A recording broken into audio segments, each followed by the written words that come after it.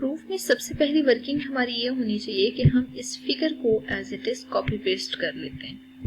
ठीक है, copy paste करने से हमें ये होगा कि नेक्स्ट पेज पे जो फिगर हमने ड्रॉ की है इसको हम प्रॉपर यूज कर सकते हैं। ठीक है, तो हम जूम इन करके इस फिगर को सेट कर लेते हैं और अब हम प्रॉपर इस पे स्टेटमेंट एंड रीजंस को अप्लाई करके थ्योरम्स को यहाँ पे चेक करते हैं कि कैसे होल्ड कर रहे हैं। ठीक है, देखिए सबसे पहले आप प्रूफ में स्टेटमेंट और रीजंस को कंसिडर करें। ठीक है, मैं ऐसा करती हूँ कि सेपरेशन कंसिडर कर लेती हूँ और एक साइड पे हम स्टेटमेंट्स और दूसरी साइड पे हम रीजंस कंसिडर कर लेते हैं।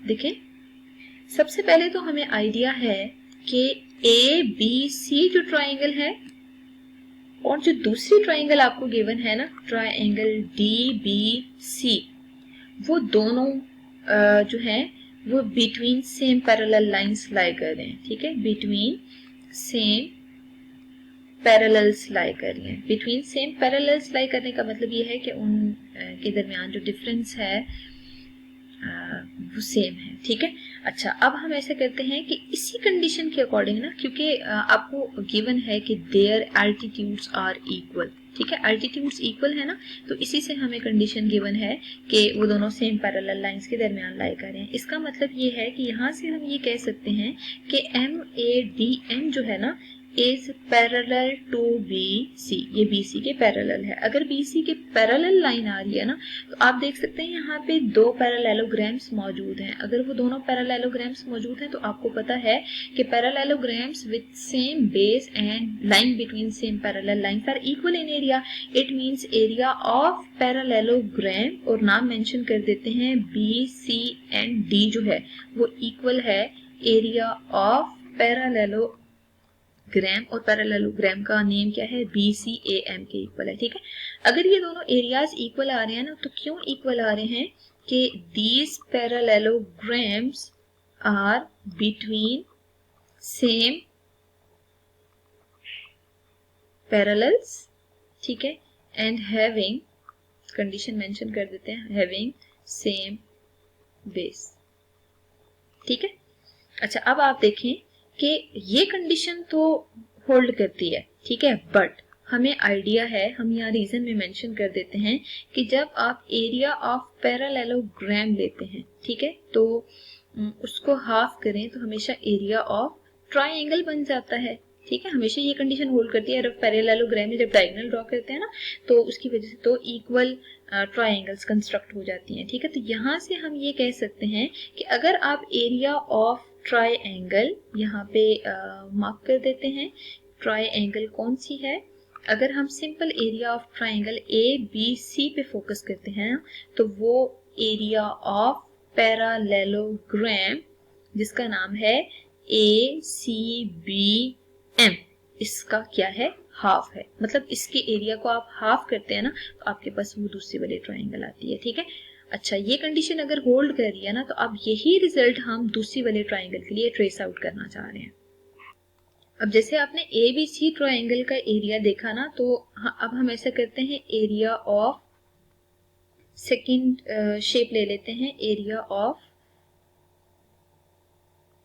BCD ट्राइंगल ले लेते हैं। ठीक है, अगर ABCD ट्राइंगल का एरिया आप लें ना, तो वो half of area of parallelogram के इक्वल है, और वो पैरेललोग्राम कौन सी आ रही है, BCND आ रही है।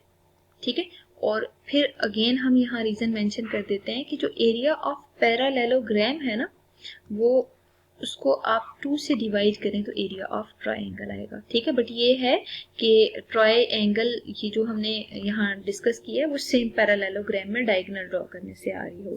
अब देखें, जो दो ओरिजिनल शेप्स आपको गिवन है ना, मतलब जो ट्राइंगल्स है उनके एरियाज को आपने इक्वल करना है। अगर एरिया ऑफ ट्राइंगल्स को इक्वल करना है तो एरिया ऑफ पैरेललोग्राम्स का बेसिकली हम रिजल्ट यहाँ पे यूज कर सकते हैं। और अगर आपने ये रिजल्ट यूज करना है, उसके लिए आप क्या करें, सबसे पहले हम ये लिखते हैं कि अगर हम एरिया ऑफ जो शेप है ट्राइंगल ABC देखते हैं ना, तो उसका एरिया इक्वल है हाफ ऑफ एरिया ऑफ जो पैरेललोग्राम है। पैरेललोग्राम का हम नाम मेंशन कर देते हैं कि BCAM है, ठीक है।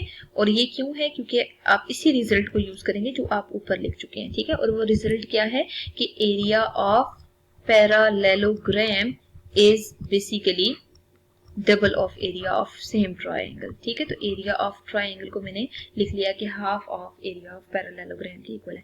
अब आप ऐसा करें, दूसरे वाले जो ट्राइंगल है उसके एरिया को भी जरा इसी तरह फाइंड आउट कर लें, BCD के एरिया को। अगर आप उसको चेक करते हैं ना तो उसका एरिया ऑफ पैरेललोग्राम BCND का हाफ आ रहा है, ठीक है। और ऐसा करते हैं, हम इस रिजल्ट को 1 और इस रिजल्ट को 2 मार्क कर लेते हैं और इसकी जगह भी सेम रीजनिंग आएगी, ठीक है। अब आप ये देखें कि अगर हम ये रिजल्ट्स यूज कर रहे हैं ना तो आपको गिवन है कि ये BC बेस है, सेम बेस के साथ ये दोनों पैरेललोग्राम्स ड्रॉ हुई हुई है, ठीक है। अगर सेम बेस के साथ ये दोनों पैरेललोग्राम्स ड्रॉ हुई है ना तो इनका एरिया इक्वल होगा, ठीक है। अगर इनका एरिया इक्वल है तो यहाँ पे हम डायरेक्ट रिजल्ट लिखते हैं कि as we know parallelograms with same base and equal altitudes are equal in area, ठीक है। तो यहाँ पे हम रीजन लिख देते हैं, parallelograms with same base and equal altitudes are equal in area, ठीक है। अगर इनका एरिया इक्वल है ना तो इसका मतलब ये है कि ये जो एरिया ऑफ पैरेललोग्राम जो शेप आ रही है BCAM, ठीक है, वो, और जो दूसरी शेप है एरिया ऑफ पैरेललोग्राम BCND, इन दोनों का एरिया इक्वल है, ठीक है। अगर इन दोनों का एरिया इक्वल है तो आप देख सकते हैं कि यहाँ से इस ट्रू को भी उधर मूव कर दें, इस ट्रू को भी उधर मूव कर दें तो ऑब्वियसली ट्वाइस ऑफ ABC की फॉर्म में ये रिजल्ट होल्ड करेगा, ठीक है। तो हम क्या करते हैं, इसी रिजल्ट को प्रॉपर लिखें तो हमारे पास इस फॉर्म में रिजल्ट आएगा कि अगर हम 1 और 2 से, मतलब यहाँ रीजन मेंशन कर देते हैं, फ्रॉम 1 एंड 2, अगर आप 1 और 2 से ये रिजल्ट प्रॉपर रीराइट करने की कोशिश करें ना तो हमारे पास जो आंसर आ रहा है वो किस फॉर्म में आ रहा है कि एरिया ऑफ BCAM जो पैरेललोग्राम है उसको आप देखें तो वो double of area of ABC है, ठीक है। तो यहाँ पे एरिया ऑफ BCA लिख दें, ठीक है, और यहाँ पे एरिया ऑफ BCD लिख दें, ठीक है।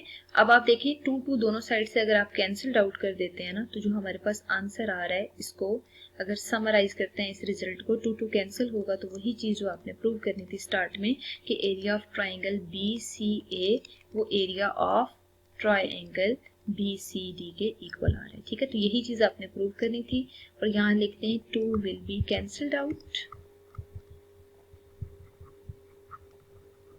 और यहाँ रिजल्ट लिख दें हेंस प्रूव्ड, ठीक है, ये विच वाज रिक्वायर्ड।